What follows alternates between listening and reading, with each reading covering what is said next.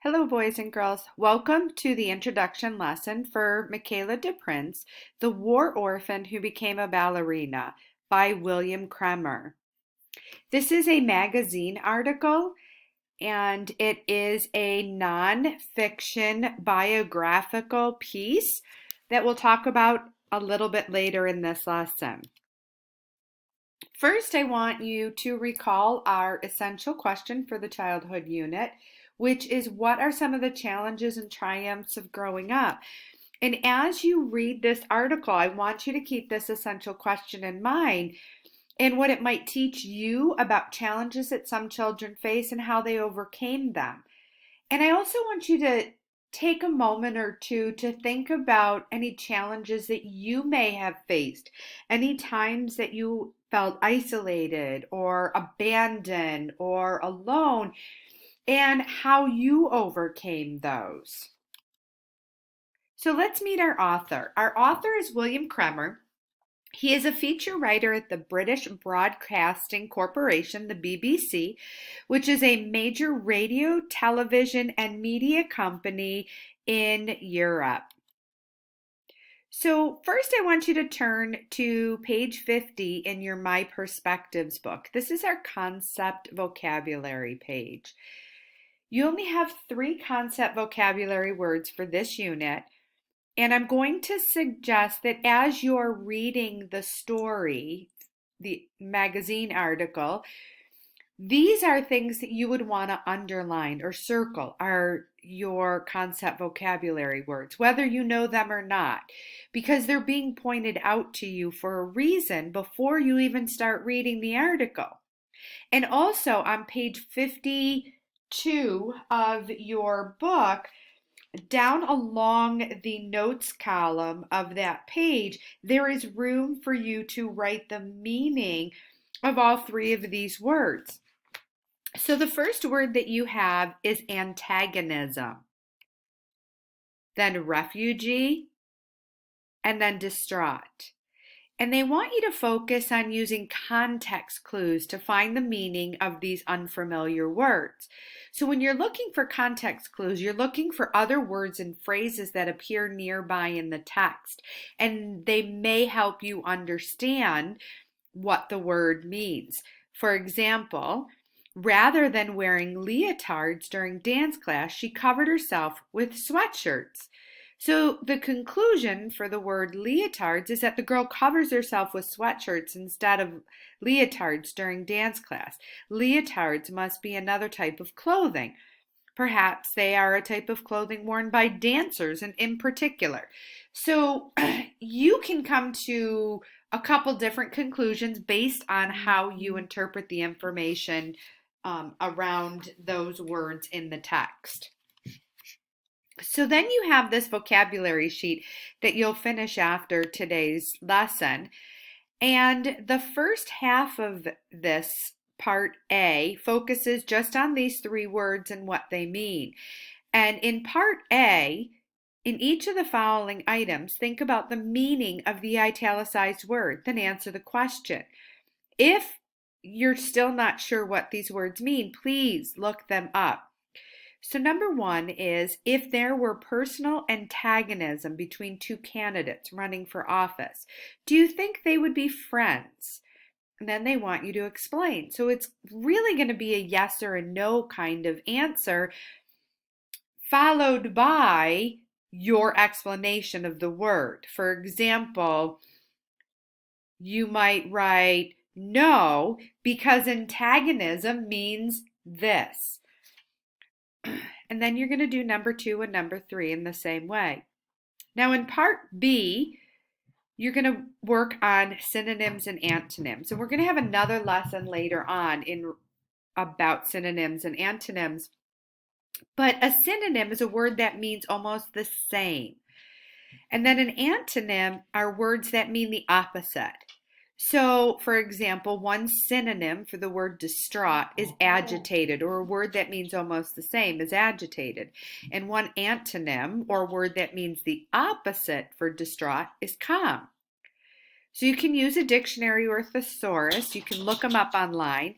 And you're going to write 2 additional synonyms and 1 additional antonym for the word distraught, and then use each of these in a sentence. So your first synonym goes by number 1, your second synonym next to number 2, and then number 3 is the antonym.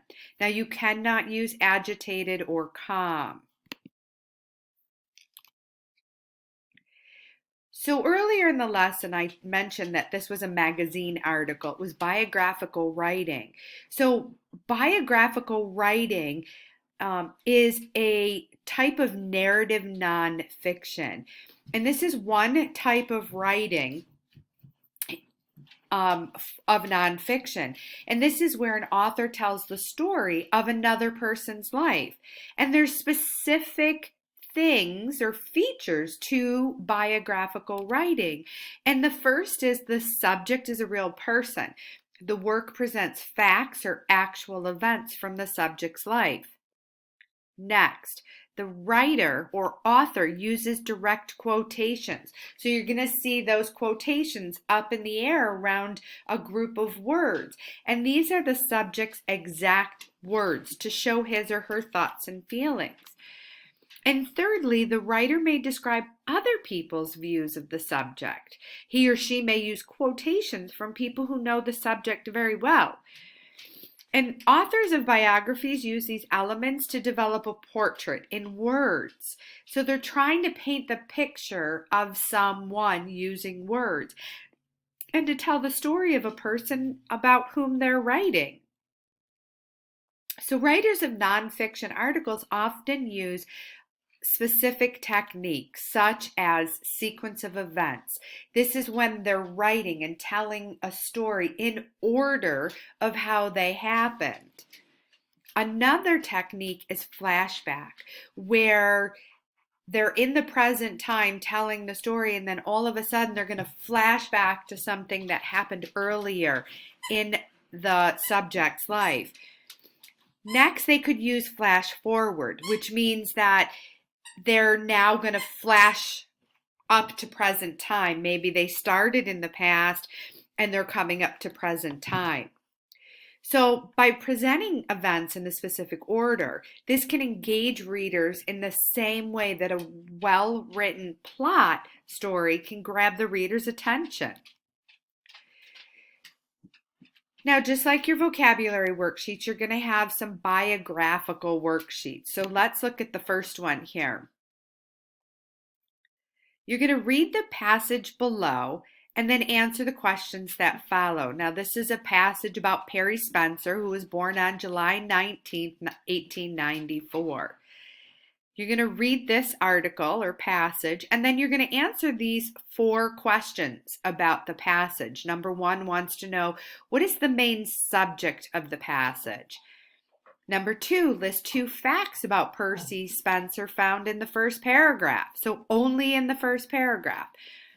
Number 3, in which 2 sentences does the author use examples to keep the audience's attention?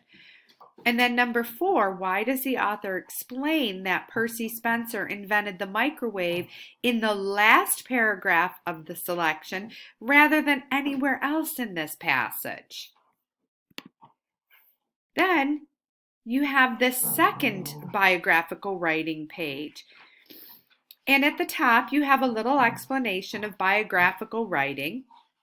And the directions for this worksheet are as follows. The following items are facts and events related to the life of Helen Keller, or quotations from Helen Keller herself. You are to put a check mark or an X on the line next to the items that you think are important enough to be included in a biography of Helen Keller. So you want to make sure that you're picking things that are factual, that will support a true story. So you're going to go through and you're going to read the 10 choices that are here, and you're going to put an X next to the ones that you think should be included in that biographical writing or biography of Helen Keller. Now the story background. Let's look at this a little bit because this is an interesting story. From 1991 to 2002, Sierra Leone went through a violent civil war. And during this decade, life in Sierra Leone was extremely dangerous due to a near complete lack of law in the country. Tens of thousands of people lost their lives and countless families were torn apart. Children who lost their parents during the war became known as war orphans. So, if you remember the title of our story, it is Michaela DePrince, the war orphan who became a ballerina. So, that should give you a little bit of understanding about Michaela's background.